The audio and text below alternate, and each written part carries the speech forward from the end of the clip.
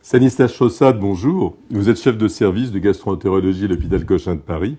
Et j'aimerais aborder avec vous le chapitre des complications digestives des anti-inflammatoires non stéroïdiens. Une estimation de prescription annuelle de 25 à 30 millions d'ordonnances en France. Est-ce que ces complications digestives constituent un risque majeur, une limitation majeure à leur prescription? Bonjour, effectivement, on peut estimer que les effets secondaires digestifs des anti-inflammatoires sont un facteur limitant de leur utilisation. Des études récentes conduites dans un pays proche, en Espagne, ont montré que pour une population de 41 millions d'habitants, eh bien, sur l'ensemble des complications digestives graves, qui étaient chiffrées à environ 40 000, un tiers étaient liés à la prise d'anti-inflammatoires ou d'aspirine, avec une mortalité de l'ordre de 5 à 6%, ce qui conduisait, disons, à peu près 800 décès par an. Donc, effectivement, c'est une complication qui reste d'actualité.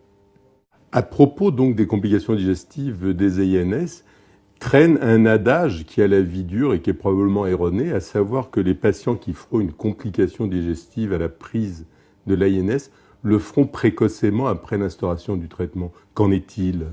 Alors effectivement, c'est une information qui, je dirais, traîne un petit peu dans la littérature. En fait, les études montrent très clairement que le risque est linéaire, qu'il existe dès la prise des anti-inflammatoires, qui peut survenir quelques jours après, et que en cas d'utilisation continue, chronique, eh bien, le risque augmente, même chez des patients qui d'ailleurs ne présentent aucun symptôme digestif. Et c'est un élément qu'il faut signaler. 60 à 80% des patients qui vont faire une complication digestive grave ne vont avoir aucun signe digestif d'alerte avant de faire cette complication. On a parlé à propos de ces complications de l'existence de facteurs de risque. À ce jour, quels sont ces facteurs de risque qui ont été officiellement homologués? Eh bien, les facteurs de risque de complications digestives hautes sont bien identifiés. Ils sont soit liés au patient, soit au traitement. Les facteurs de risque liés au patient sont l'âge, plus de 65 ans, avec un risque croissant avec l'âge. Le deuxième facteur, ce sont les antécédents d'ulcères et également les antécédents de complications de ces ulcères, perforation ou hémorragie.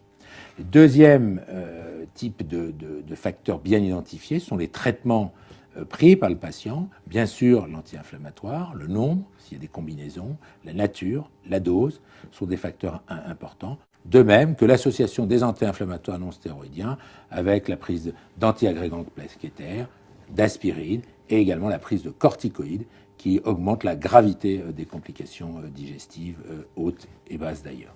Vous nous avez parfaitement développé donc le chapitre des complications digestives hautes. Malheureusement, le tube digestif en aval, l'intestin grêle, le côlon, le rectum ne sont pas épargnés par ces complications. Que pouvez-vous nous en dire? En fait, ces complications digestives basses, elles représentent plus de 30% des complications digestives des anti-inflammatoires non stéroïdiens. Elles exposent à la même mortalité et donc elles doivent être bien connues. Les facteurs de risque sont très peu identifiés, mais ce qu'il faut retenir, c'est qu'il est très probable que cette toxicité sur l'intestin grêle, sur le côlon, est responsable d'anémie par carence martiale, du fait de la survenue d'érosion, d'ulcération dans l'intestin grêle ou le côlon, qui, dans des cas extrêmes, peuvent conduire à des sténoses ou à des véritables maladies inflammatoires de l'intestin. Alors, en pratique, comment prévenir la survenue de complications digestives lorsqu'on met un patient sous anti-inflammatoire non stéroïdien?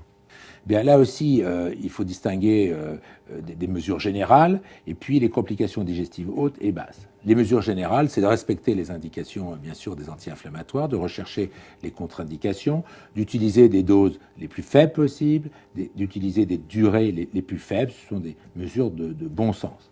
Eh bien, pour toutes ces informations que nous tâcherons d'exploiter au mieux pour la prescription de nos patients, professeur Chaussade, je vous remercie. Merci.